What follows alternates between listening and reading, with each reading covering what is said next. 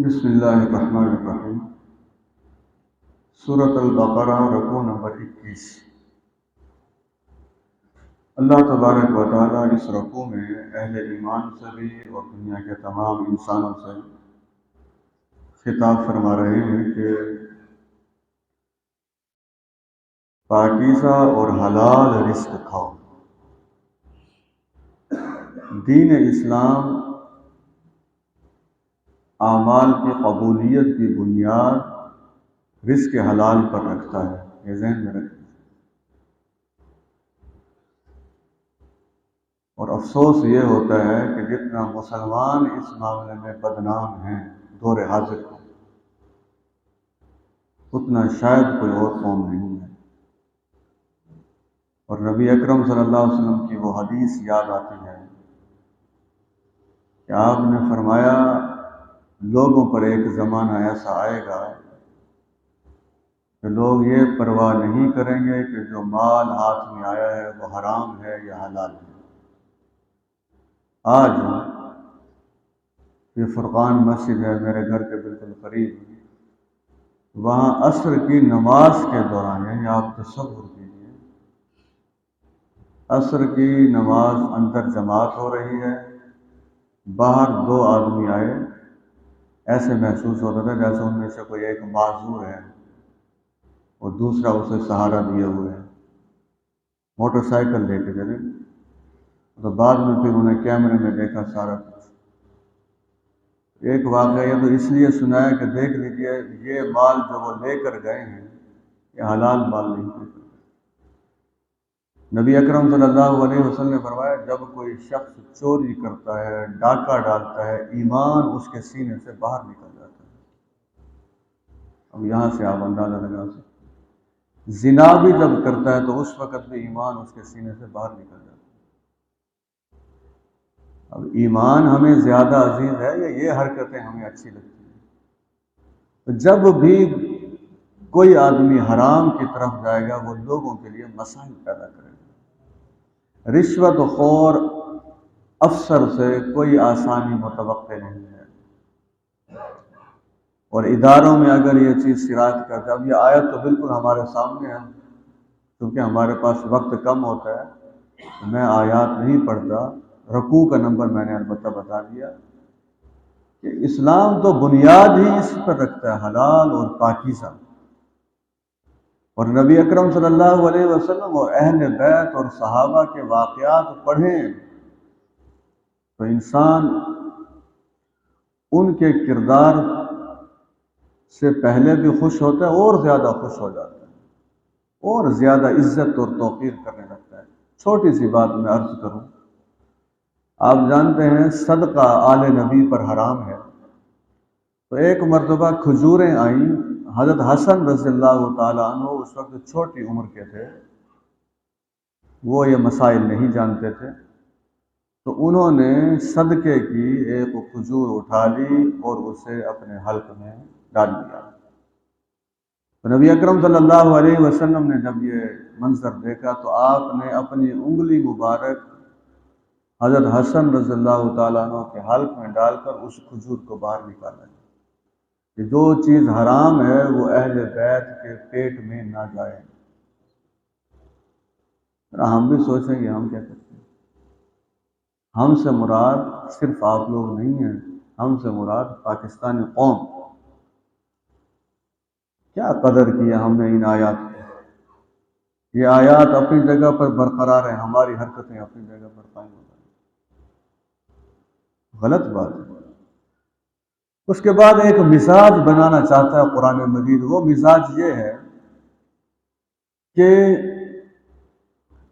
کیا اپنا کردار اتنا مضبوط بنا لیا ہے کہ قرآن مجید کے مقابلے میں اور کوئی دباؤ انسان برداشت نہ کرے۔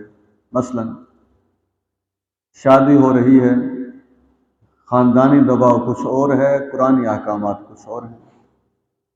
گھر میں غمی آ گئی ہے، قرآنی احکامات کچھ اور ہیں، خاندانی رسومات کچھ اور ہیں۔ تجارت زراعت ہے، قرآنی احکامات کچھ اور ہیں اور سوسائٹی کے معاملات کچھ اور ہیں۔ تو یہ دیکھا جائے گا قرآن کی طرف انسان بھاگتا ہے یا قرآن سے دور بھاگتا ہے؟ دو میں نے جملے سوچ سمجھ کر کہے ہیں۔ حکم قرآنی کی طرف بھاگتا ہے یا حکم قرآنی سے دور بھاگتا ہے؟ تو سمجھ لیجئے حکم قرآنی کی طرف جو بھاگے گا وہ سیدھا جنت میں چلا جائے گا، اور جو حکم قرآنی سے دور بھاگے گا وہ جہاں جائے گا وہ آپ سب بخوبی جانتے ہیں۔ اللہ تبارک و تعالیٰ اس رکوع میں یہ ارشاد فرما رہے ہیں کہ جب یہ کہا جائے، ناکام لوگوں کی یہ عادت ہوتی ہے، جب ان سے کہا جاتا ہے کہ جو اللہ نے نازل کیا ہے اس کی پیروی کرو، وہ کہتے ہیں نہیں، ہم نے جس طریقے پر اپنے آباء و اجداد کو پایا ہے ہم اسی طریقے کے مطابق زندگی گزاریں گے۔ آج عیسائی مسلمان کیوں نہیں ہو جاتے؟ یہودی مسلمان کیوں نہیں ہوتا؟ ہندو مسلمان کیوں نہیں ہوتا؟ سکھ مسلمان کیوں نہیں ہو جاتا؟ ایک ہی جواب ہے، میرا باپ یہودی میں بھی یہودی، میرے والدین نصرانی میں بھی نصرانی، میرے والدین ہندو اور سکھ میں بھی انہی کے راستے پر چل رہا ہوں۔ ایسا نہیں ہونا چاہیے۔ اصل بات یہ ہے کہ کیا اللہ اور اس کے رسول کے راستے پر چل رہے ہیں یا نہیں چل رہے ہیں۔ حضرات محترم، ایمان والوں سے اللہ تبارک و تعالیٰ اسی رکوع میں خطاب فرما رہے ہیں، اہل ایمان، جو ہم نے تمہیں پاکیزہ رزق دیا اسے کھاؤ اور اللہ تبارک و تعالیٰ کا شکر ادا کرو اگر تم اس کی عبادت کرتے ہو۔ خود بھی اس پر عمل کیجئے اور اپنے بچوں کو، اپنی اولاد کو بھی اس پر ترغیب دیجئے، تربیت ان کی کیجئے۔ کتنی بڑی بات ہے اللہ تبارک و تعالیٰ کی طرف سے، یہ کتنا بڑا تحفہ ہے۔ نبی اکرم صلی اللہ علیہ وسلم نے فرمایا، جو شخص کھانا کھانے سے پہلے اللہ تبارک و تعالیٰ کا نام لے لیتا ہے اور کھانا کھانے کے بعد اللہ تبارک و تعالیٰ کی تعریف کرتا ہے اور شکر ادا کرتا ہے، پھر سن لیجئے، کھانا کھانے کی دعا پڑھ لیتا ہے، کھانا کھانے سے پہلے اللہ کا نام لے لیتا ہے، کھانا کھانے کے بعد اللہ تبارک و تعالیٰ کی تعریف اور شکر ادا کرتا ہے۔ اب تک ہماری جتنی عمر ہے کتنے کھانے کھا چکے ہیں؟ نوالے گن سکتے ہیں ہم کتنے نوالے کھائے جاتے ہیں؟ سنیے ذرا، وہ بڑا اللہ ہے، اس کے فیصلے بڑے ہیں۔ نبی اکرم صلی اللہ علیہ وسلم نے فرمایا، جو یہ عمل کرتا ہے، اب یہ عمل کتنا آسان ہے، صرف بسم اللہ الرحمن الرحیم پڑھیں شروع سے پڑھیں اور آخر میں الحمدللہ کہیں۔ رسول اللہ صلی اللہ علیہ وسلم نے فرمایا، اللہ تبارک و تعالیٰ ایسے کھانے کا قیامت والے دن حساب کتاب نہیں لیں گے۔ جب افطاری کریں، سحری کریں، کسی جگہ کھانے میں جائیں، وہ جو ہاتھ کھانے کی طرف بڑھتے ہیں ان ہاتھوں سے پہلے ہاتھ عطا کرنے والی ذات کا نام زبان پر آ جانا چاہیے، اللہ تبارک و تعالیٰ۔ حضرات محترم، بڑی سخت وعید ہے ان لوگوں کے لیے جن کے پاس علم ہے لیکن وہ علم کو چھپائے بیٹھے ہیں۔ اللہ تبارک و تعالیٰ کا حقیقی علم وہ لوگوں کو نہیں بتاتے، اس علم میں خیانت کرتے ہیں اور علم کے اندر تبدیلی کر کے کچھ پیسے لے کر وہ بیچ دیتے ہیں علم حقیقی کو۔ سزا سن لیجئے، جھوٹے فتوے دے دینا، جھوٹی باتیں لوگوں میں رائج کر دینا۔ میں ایک سادہ سے مثال دے دوں، مثال تو نہیں حقیقت ہے، آپ کو پھر آسانی سے سمجھ آ جائے گا۔ یہودیوں کو پتا تھا کہ جو مرد اور عورت شادی شدہ اگر زنا کریں تو اسلامی سزا، اسلام تو حضرت آدم علیہ السلام کا دین بھی اسلام، حضرت موسیٰ علیہ السلام کا دین بھی اسلام، تو سزا یہ تھی ایسے لوگوں کو پتھر مار کے ختم کر دیا جائے۔ مرد اور عورت جو شادی شدہ ہیں وہ زنا کرتے ہیں، گویا ان کا وجود اللہ تبارک و تعالیٰ اس زمین پر نہیں دیکھنا چاہتے۔ دوسرے الفاظ میں یہ ہے، اب ان میں جب امیر لوگ یہ حرکت کرنے لگے تو امیر لوگوں کے پھر تعلقات اس وقت کے علماء کے ساتھ قائم ہوئے، تو اس وقت کے جو علماء تھے، امیر لوگوں نے انہیں کہا کہ بھائی اب ہم بھی یہ حرکت کر رہے ہیں، ہماری اولادیں بھی کر رہی ہیں، تو یہ سزا اگر جاری رہی تو پھر تو ہماری زندگی ختم ہو جائے گی، تو اس میں کوئی تبدیلی کرو۔ اب جب کروڑوں روپے سامنے پڑے ہوں پھر ان پیسوں کو ٹھکرانا کوئی آسان کام تو نہیں۔ اس وقت کے جو یہودی علماء تھے انہوں نے کہا جی بالکل ٹھیک ہے، یہ کر دیتے ہیں ہم۔ تو انہوں نے پھر نئی سزا نکالی اپنی طرف سے، اور عام جو پبلک ہوتی ہے اسے کیا پتہ ہے کہ کیا سزائیں ہیں کیا نہیں ہیں۔ پبلک کے پاس وقت ہی نہیں ہے کہ وہ اللہ کے احکامات کے بارے میں پڑھے یا سنے۔ یہ تو آپ لوگ الحمدللہ شوق سے یہاں آتے ہیں، اور میری آپ سے درخواست ہے، آپ کے بیٹھنے سے ہی یہ عمل جاری و ساری ہے۔ اللہ تبارک و تعالی ہم سب کو آخری روزے تک، آخری تراویح تک استقامت عطا فرمائے۔ ایک علمی مجلس ہے، اس کا فائدہ بھی ہوتا ہے۔ سزا یہ نکالی انہوں نے کہا کہ ٹھیک ہے، بس منہ کالا کر کے گدھے کے اوپر یا خچر کے اوپر بٹھا کر چکر لگوا دیا جائے، تو یہ سزا ہوگی۔ یعنی اللہ تبارک و تعالیٰ کی سزا کو تبدیل کر دیا۔ تو کیا یہ بتائیے کسی کے پاس اللہ کی سزا کو تبدیل کرنے کا اختیار ہے جی؟ کچھ جواب اور بھی دیجیے تھوڑے سے۔ یہ حرکت صرف یہودیوں نے نہیں کی، پاکستان میں چور کو ہاتھ کاٹنے کی سزا دی جاتی ہے، زانی کو سنسار کرنے کی سزا دی جاتی ہے، ڈاکو کے ہاتھ اور پاؤں مخالف سمتوں میں کاٹنے کی سزا دی جاتی ہے، شرابی کو کوڑے لگائے جاتے ہیں، جھوٹا الزام لگانے والے، بہتان لگانے والے پر کوڑے برسائے جاتے ہیں۔ ہم بھی تو اللہ کی سزاؤں کو بند کر کے بیٹھے ہوئے ہیں، اور پھر ہم روتے ہیں کہ امن اور سلامتی نہیں ہے۔ او بھائی، امن اور سلامتی کے لیے جو قوانین تشکیل دیے گئے تھے وہ تو تم نے بند کر دیا، اب پھر امن کہاں سے آئے گا؟ اب ذرا سزا سن لیجئے، جو 4 پیسے لے کر دین کا حلیہ بگاڑ دیتے ہیں ان کی سزا سن لیجئے۔ نمبر 1، اللہ تبارک و تعالیٰ فرماتے ہیں ایسے لوگ اپنے پیٹوں میں آگ کھا رہے ہیں۔ یہ پیسے نہیں ہیں، یہ پیسے اصل میں کہاں تک لے جائیں گے؟ جہنم تک۔ سزا، دوسری سزا، قیامت والے دن ایسے تمام لوگوں سے جو علم فروش ہیں، علم کو بیچتے ہیں، ایسے تمام لوگوں سے قیامت والے دن اللہ تبارک و تعالی کلام نہیں فرمائیں گے۔ اب آپ خود سوچئے، اس سے بڑی سزا کوئی ہو سکتی ہے کہ کسی بد نصیب سے اللہ تبارک و تعالی بات کرنا ہی پسند نہ کریں؟ جس سے اللہ تبارک و تعالی گفتگو کرنا پسند نہیں کریں گے، اس سے بڑی سزا اور کیا ہو سکتی ہے؟ تیسری سزا سن لیجیے، ان تمام لوگوں کے گناہوں کو اللہ تبارک و تعالی پاک صاف نہیں کریں گے۔ چوتھی سزا، ایسے تمام لوگوں کے لیے دردناک عذاب ہے۔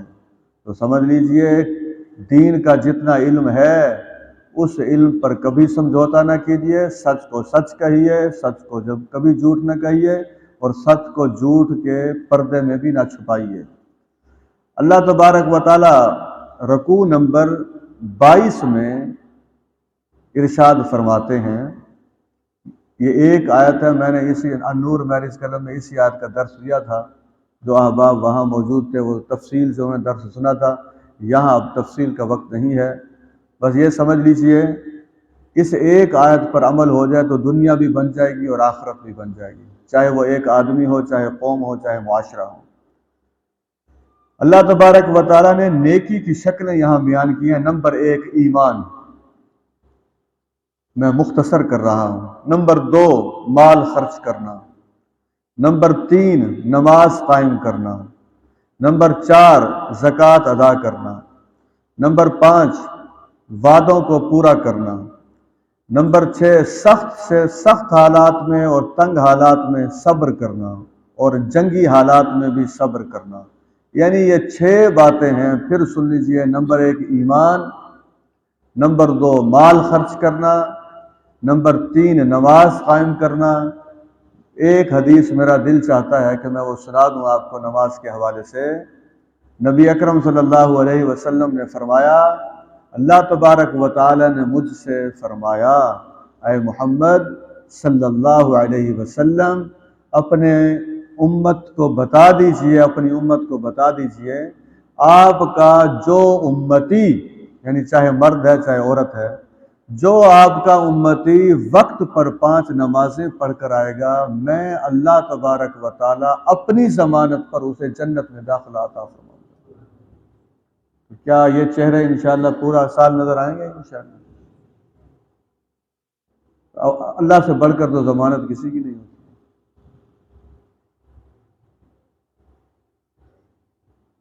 نمبر 4 زکوٰۃ، نمبر 5 وعدہ پورا کرنا، نمبر 6 یہاں جتنے تاجر بیٹھے ہیں کبھی گاہک سے ایسا وعدہ نہ کریں جو وعدہ آپ پورا نہ کر سکیں۔ وعدہ پورا نہ کرنا یہ بھی گناہ ہے، یہ ذہن میں رکھیں، یہ دین ہے، دین۔ وعدہ پورا کرنا دین ہے، وعدہ پورا نہ کرنا لا دینیت ہے، یہ کوئی چھوٹی بات نہیں ہے۔ نبی اکرم صلی اللہ علیہ وسلم اپنے ہر خطبے میں 2 حدیثیں لازمی پڑھا کرتے تھے، لا دینا لمن لا عہد لہ، جو وعدہ پورا نہیں کرتا اس کا کوئی دین نہیں ہے، لا ایمان لمن لا امانت لہ، اور جو امانت کو ادا نہیں کرتا اس کا کوئی ایمان نہیں ہے۔ اس سے آپ اندازہ لگا سکتے ہیں۔ اسی رکوع نمبر 22 میں سورۃ البقرہ اور سورۃ آل عمران کو قدر تفصیل سے سمجھنا اور سمجھانا چاہتا ہوں، بلکہ ایک دعا میں کرتا ہوں، آپ بھی اس پر آمین کہہ دیں۔ حدیث میں آتا ہے کہ ایسے کئی لوگ خوش نصیب ہوں گے کہ وہ جب قیامت والے دن سفر کر رہے ہوں گے تو ان کے سروں کے اوپر سایہ ہوگا، جیسے بادلوں کا سایہ ہوتا ہے، یا پرندے جب آپس میں اکٹھے مل کر اڑتے ہیں تو ان کی ایک وہ لائن سی بن جاتی ہے، تو وہ سایہ اصل میں نہ بادلوں کا ہوگا۔ جنتی ابھی جنت میں نہیں گئے ہوں گے، یا حشر کے میدان کے سفر کی میں بات بتا رہا ہوں، تو وہ جب دیکھیں گے، اور اس دن کا درجہ حرارت جو کتابوں میں لکھا ہوا ہے 1,35,00,000 ڈگری سینٹی گریڈ، تصور کر لیجیے۔ اتنے درجہ حرارت میں جب سایہ ملے گا تو وہ جب اوپر دیکھیں گے نیک لوگ، تو وہ سایہ کن چیزوں کا ہوگا؟ وہ 2 سورتوں کا سایہ ہوگا، سورۃ البقرہ اور سورۃ آل عمران۔ تو ہم بھی الحمدللہ سورۃ البقرہ پڑھ رہے ہیں، اس کے بعد سورۃ آل عمران پڑھیں گے۔ اللہ تبارک و تعالی ہمیں بھی اس طبقے میں رکھے جسے اللہ تبارک و تعالی قیامت والے دن سایہ عطا فرمائیں گے، آمین یا رب العالمین۔ تو اسی رکوع میں اللہ تبارک و تعالی نے یہ ارشاد فرمایا ہے کہ جو قاتل کو سزا دی جاتی ہے، سزائے موت، وہ اگر کسی معاشرے میں ہوگی تو دیگر جانیں محفوظ ہو جائیں گی۔ اب یہاں پھر الٹا کام ہے، دنیا بھی یہی کہہ رہی ہے، پاکستان والے بھی یہی کہتے ہیں، سزائے موت پر پابندی ہونی چاہیے۔ وکلاء یہاں بیٹھے ہیں، انہی سے پوچھ لیجئے، مجھ سے بہتر یہ جانتے ہیں کہ دنیا کے جتنے ممالک ہیں وہ کیا کہتے ہیں سزائے موت کے بارے میں، اور خود پاکستانی جو بڑی پولیٹیکل پارٹیز ہیں ان کے لیڈر کیا کہتے ہیں سزائے موت کے بارے میں۔ ایک طرف اللہ کا علم ہے، ایک طرف ان لوگوں کی باتیں ہیں۔ آپ شاید میری بات کو صحیح سمجھ نہ پائیں تو میں قرآن کا سہارا لیتا ہوں، الفاظ تاکہ آپ خود سن لیں۔ وَلَكُمْ فِي الْقِصَاصِ حَيَاةٌ يَا أُولِي الْأَلْبَابِ لَعَلَّكُمْ تَتَّقُونَ، اے لوگو، خون کے بدلے خون کا جو قانون ہے اس کے اندر تمہارے لیے زندگی ہے، اے عقل مندو، اگر تمہارے پاس عقل ہے، تاکہ تم متقی اور پرہیزگار بن جاؤ۔ آپ خود دیکھیے، جب ایک آدمی کو یہ کہا جائے کہ فلاں کو قتل کر دو، تمہیں کچھ بھی نہیں ہوگا، چند سال جیل میں گزارو گے پھر باہر آ جاؤ گے، تو بتائیے وہ خوف زدہ ہوگا؟ وہ بالکل خوف زدہ ہوگا۔ ٹھیک ہے جی، 1 سال 2 سال گزارتے ہیں، یعنی آپ تصور کیجئے نیوزی لینڈ میں جس آدمی نے فائرنگ کر کے 50 مسلمانوں کو مسجد میں شہید کر دیا تھا، نیوزی لینڈ کا قانون اس آدمی کو سزائے موت دینے میں رکاوٹ بنا ہوا ہے۔ 50 جانیں جا چکی ہیں، ان کی پرواہ نہیں۔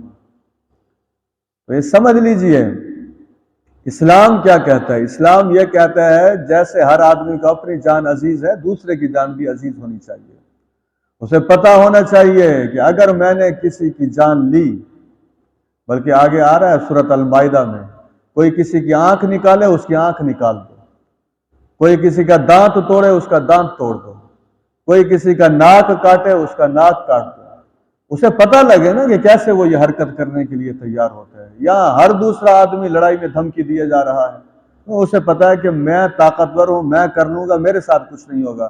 جب طاقتور طبقے کو بھی پتہ لگے گا کہ نہیں، ہمارے آدمی بھی اگر کسی کو قتل کریں گے تو ہمارے اس قاتل آدمی کو قتل کر دیا جائے گا، تو اس طریقے سے پھر جان محفوظ ہو جائے گی۔ خلفائے راشدین کے دور میں دیکھیے، دور نبوی کے آپ دیکھ لیجئے کتنے لوگ ہیں جو قتل ہوئے، آٹے میں نمک کے برابر تعداد میں، امن امان تھا۔ یہاں تو رمضان مبارک میں چین نہیں ہے، آپ دیکھیں ہمارا معاملہ یہ بنا ہوا ہے۔ حضرات بہت اہم بات ہے، موت کسی وقت بھی آ سکتی ہے، ہر آدمی کو وصیت بہرحال کرنی چاہیے، وصیت لکھ کر رکھنی چاہیے، یہ اسلامی تعلیمات ہیں۔ جتنی جائیداد ہے، جتنی پراپرٹی ہے، کل کو یہ نہ ہو کہ بچے اور خاندان والے آپس میں جھگڑا کرتے رہیں۔ صحابہ کرام اس کا اہتمام کیا کرتے تھے، بالکل وصیت ہر وقت تیار ہوتی تھی۔ یہ سن لیجئے، وصیت ہر وقت تیار۔ ہمارے اسی گیدرنگ میں ایک آدمی، ہمارے دوست بیٹھے، میں نام نہیں لیتا، انہوں نے ایک آدمی کو پلاٹ کی پیمنٹ کر دی، اگلے دن اس نے بیان دینے تھے، رات کو انتقال ہو گیا، ابھی تک وہ معاملہ حل نہیں ہوا۔ مالی معاملات ہوتے ہیں، ان معاملات میں نبی اکرم صلی اللہ علیہ وسلم کی ایک حدیث یاد رکھا کریں، مالی معاملات آپس میں ایسے کریں جیسے اجنبی لوگ آپس میں کرتے ہیں، وہی کامیاب تاجر بن سکتا ہے۔ کوئی رو رعایت ایسی نہ ہو جس سے پھر نقصان ہو جائے۔ اب یہاں جو اس رکوع میں وصیت کے بارے میں کہا گیا ہے، وہ وصیت یہ ہے، اس کے اب دو پہلو ہیں۔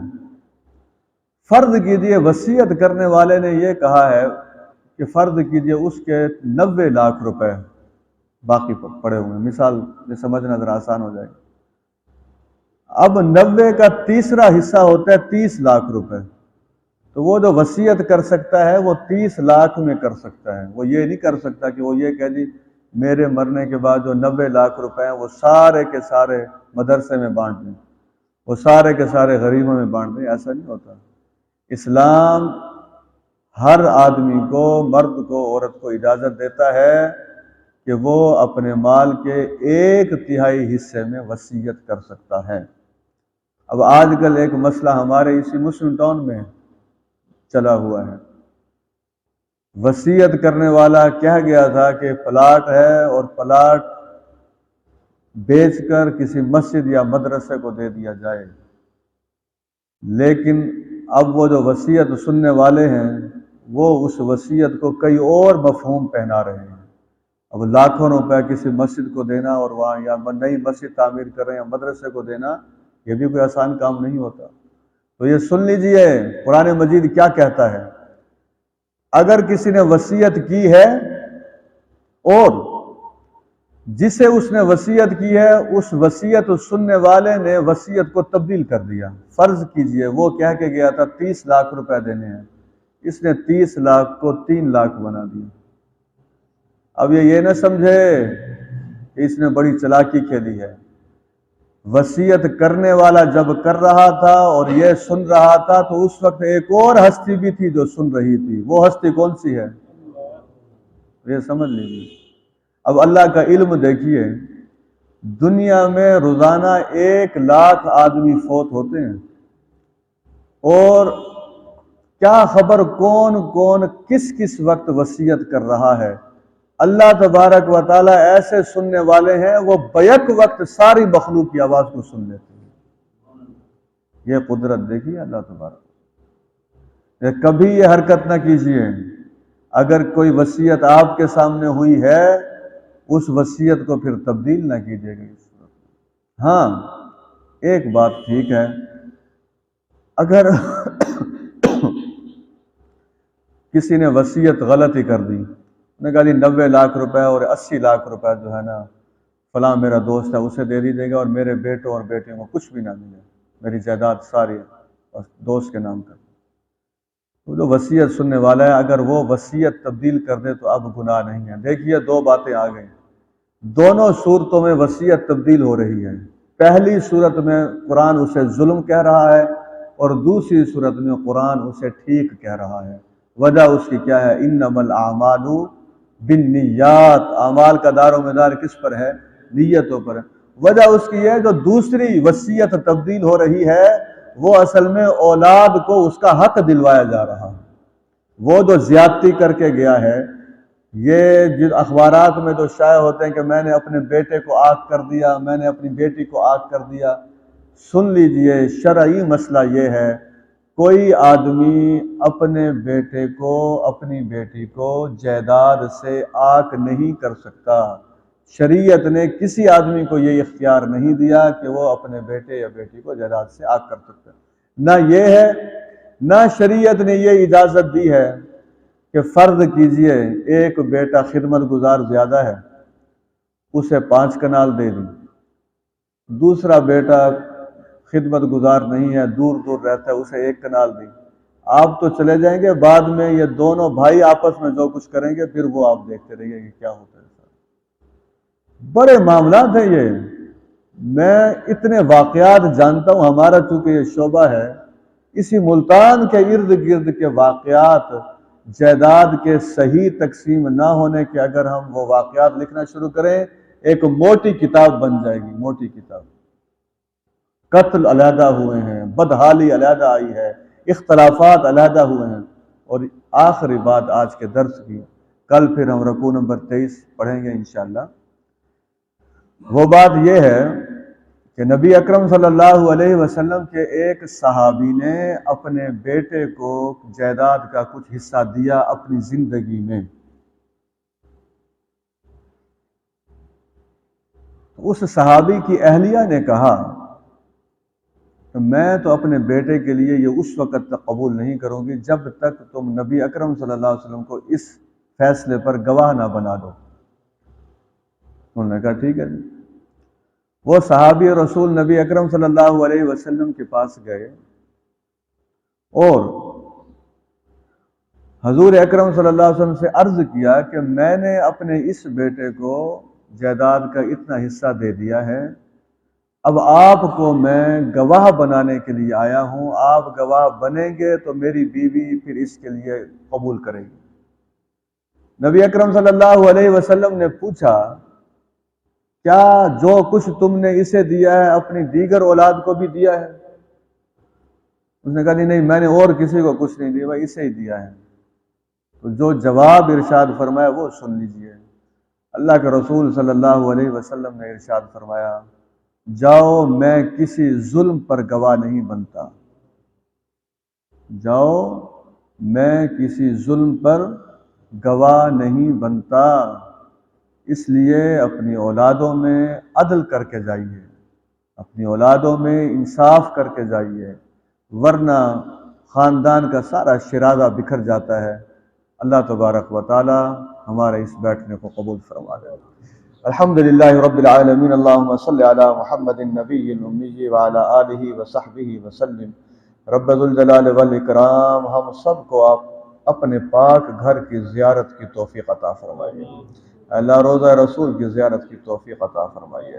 رب ذوالجلال والاکرام قرآن مجید علم کا اور حکمت کا خزانہ ہے، ہمیں اس کتاب کی حکمتیں اور اس کتاب کی ہدایات سمجھ کر زندگی گزارنے کی توفیق عطا فرما۔ اللہ رمضان مبارک میں ہر عمل میں ہمارے لیے آسانی پیدا فرما۔ اللہم ربنا آتنا فی الدنیا حسنۃ وفی الآخرۃ حسنۃ وقنا عذاب النار، وصلی اللہ تعالی علی خیر خلق محمد وعلی آلہ وصحبہ اجمعین برحمتک یا